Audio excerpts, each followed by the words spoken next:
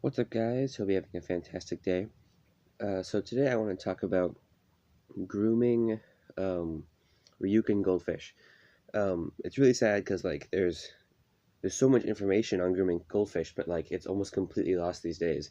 So I've done a lot of digging on different websites and books, and I'm hoping to make a few a series about this about grooming different types of goldfish. So I did one on Ranchu a couple months ago. So if you want to go check that out, it's on my channel. But today I'm going to be talking about grooming Ryuken goldfish. So there are two main things, unlike Ranchu, which have like several components. Ryukens just have two main components. They have their stomach area and then the hump, which is the defining feature. So on the hump, it's completely made of muscle, like no fat, no almost no bone, but it's mainly just muscle. And the lower stomach area is obviously where it's like organs and where the fat and the skin, well, most of the skin is, um, for that area. And the thing is that it really depends on what you feed them for Ryukens. Water pressure isn't as important as it is with Ranchu. It's still important, but it's mainly what you feed with Ryukens. So the main thing is that I heard someone say once, it's sort of like you're trying to ultimately get the fish to be a circle almost. So you would say you have to even it out. So you would say, okay, when it's hump, it's smaller, but the stomach is larger. You would feed food that's higher in protein. So something like egg whites, bloodworms. I think you can even feed beef heart if you want to. Tiny, just chop it up really small.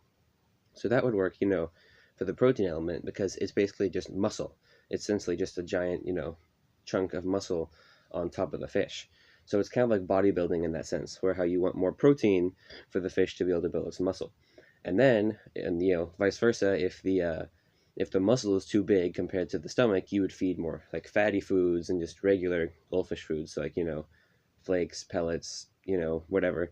And that way it would sort of help with collecting fat and just overall help it grow so it get more tissue in that area, which would help with the the circle aesthetic sort of thing. And as for water depth and water pressure, they say it's not as important, like I said, as it is with Ranchu, but for Ryukens, you want like I think it's 18 inches of water, and that will help put a lot of pressure on the fish. So you want to feed sinking pellets so that it stays at the bottom most of its time. But so like the higher the water pressure, the more stress, or not necessarily stress, but the more pressure is on the fish. So the fish has to swim around more, thus it's exercising more in that sense, and that's what will help strengthen that muscle, especially because the pressure is on that top dorsal area where the hump is. That's where you would that's where you want all the pressure to be. So the more pressure is on that area, the more it'll strain more having to use that part of its body, which will build the muscle. So that's what you want. And that's pretty much it as far as the actual grooming goes. You do obviously want um, what's called a larger volume of water so the fish can have better water quality. I personally like using heaters to keep it around like 75 degrees. It just helps the fish grow faster. It keeps them healthier. Also, you don't have to worry about it getting too cold to feed them. Also, feed them multiple times daily. Like I feed my fish, I mean, upwards of like 7 times, just very small feedings every hour or so. Um, I have like like a usually one uh, very tall aquarium that I have my goldfish that I'm grooming in, and then I feed them several times daily. Also, this is just my personal recommendation is that you should use green water. I'll make a video on how to culture that. That's what I have these fish in this video in right now. It's algae is covering the glass. They can eat the algae. The algae has protein in it. It's also just it's healthy for the fish in general.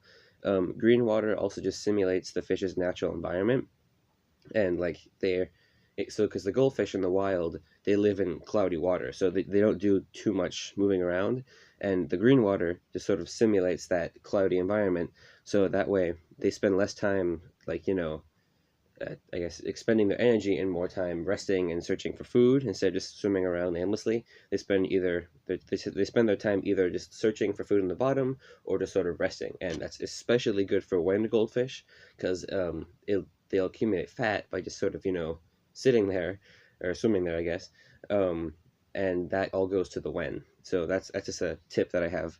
So anyway, thank you guys for watching. I hope this has been like helpful for you if you're learning how to groom this sort of stuff. I really want to I want to make it easy for people to find like information on grooming, because it has been very, very hard for me to find any information on this at all. So I hope I can help you guys out with this. I'm sorry if the quality isn't the best. I'm working on trying to get better again, better at making them, and a better regular upload schedule. But anyway, thank you guys for watching. Hope you have a great day.